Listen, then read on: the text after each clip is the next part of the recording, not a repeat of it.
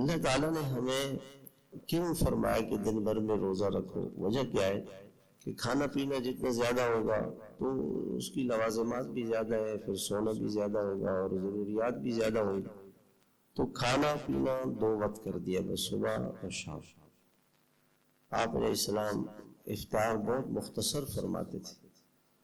اگر افطار میں آدمی زیادہ کھا لے تو یہ صحت کے لیے نقصان دہ ہوتا ہے. جیسے دنیا کی فطرت بھی ہے نا، جیسے گاڑی ٹھنڈی ہو جائے سردی میں تو پھر اس کو کیا کرتے ہیں، صبح تھوڑی دیر اس کو ویسے ہی چلاتے ہیں، گاڑی تھوڑی دیر اسٹارٹ رکھتے ہیں تاکہ مشین گرم ہو جائے، پھر اس کو چلاتے ہیں. اب وہ سارا دن مشین ٹھنڈی ہے، اس نے کھا لیا پی لیا، نہ تراویح پڑھ سکے گا نہ رات کو، پیٹ خراب. اس لیے اکثر لوگوں کا رمضان میں پیٹ اس لیے خراب ہوتا ہے، زیادہ کھانے کی وجہ سے خراب ہوتا ہے.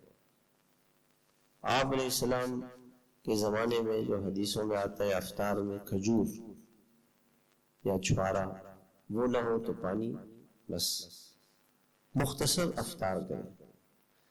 یہ جو تلی ہوئی چیزیں ہیں، پکوڑے سموسے، یہ نہ کھائے. اور کھجور میں بھی اگر نبیذ بنا لیں نا، یہ جو اہم شربت ہوتے ہیں چینی کے، یہ تو شوگر بڑھانے والے ہیں، یہ نہ استعمال کریں.